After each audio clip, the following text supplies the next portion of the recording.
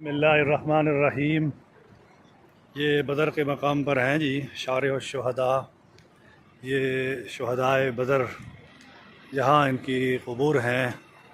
14 सहाबा यहाँ पे शहीद हुए थे बदर के मकाम पर।